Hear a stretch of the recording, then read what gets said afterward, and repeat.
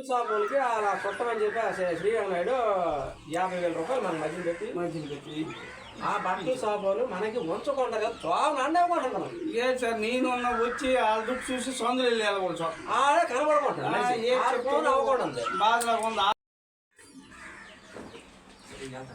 ఆడమ్మా సరిగ్గా వెళ్తాడు. రండి అయినా రండి రండి రండి నీకోసం అని ఇప్పుడు ఆలోచిస్తాను.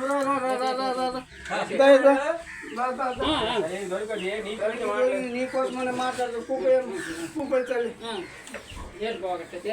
గోగడిగా లేదు కానీ మరి ఆ బట్టల షాపులకి 50,000 రూపాయలు మీ మందులు ఇప్పించావు కదా మన పెళ్లి కానీ. మరి మీకు లేకపోతే మా మధ్య పెట్టిన మధ్య మధ్యగా మా ఇద్దరికి పెట్టాం మా ఇద్దరు అమ్ముతాం. మాకు తోవలు అడ్డం లేదు, మేము దొంగ తావలు తెరవాలి. దొంగ తావులే సొందులకి ఇచ్చేవాళ్ళు సొంత. నేను 2-3 సిట్లు అడిగాను. ఫోన్ చేస్తే స్విచ్ ఆఫ్ నేను మేము చేసాం, ఫోన్ స్విచ్ ఆఫ్ వస్తావు.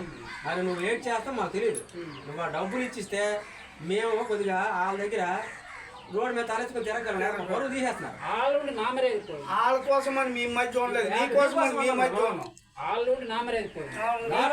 నీకు చుట్టాలి అనవసరం అది. 2 రోజులు తోడు 2 రోజులు కాదు కదా, నువ్వు ఏం చేస్తావు తెలియదు మాకు. నువ్వు ఇప్పుడు ఏదో చెప్పి మాకు ఇచ్చేస్తే అది మేము ఏదో చేస్తాం కానీ లేకపోతే చాలా బాధపడవలసి వస్తుంది. వెళ్ళకపోతాను మళ్ళీ 2 రోజులు కాదు. మరి 2 రోజులు కాదు, మరి 2 రోజులు అంతా చూడు. ఎన్నిసార్లు మేము బాబు వాళ్ళకి వెళ్ళలేకపోతాను మళ్ళగా. నువ్వేదో నువ్వు మాకు ఇచ్చేస్తే కానీ లేకపోతే మరి మేము ఇచ్చేయలేం. సరే మరేందుకు నా దగ్గర కూడా ఇది ఇంకొక గంట ఉంటుంది. ఒక ఎత్తి వెనక ముందు డబ్బులు ఎత్తే వస్తే లేకపోతే తీసుకొని వాళ్ళకి ఇచ్చి మనకి పెడతావు. చూడు ఇది ఇస్తాను, నువ్వు కానీ డబ్బులు ఇవ్వకపోతే వస్తువు వాళ్ళ కాడ ఉండిపోతుంది. మరి మరి నీ కోసమనే మేము ఉన్నాం, మరి మా వాళ్ళ కోసమని మేము లేవు కదా.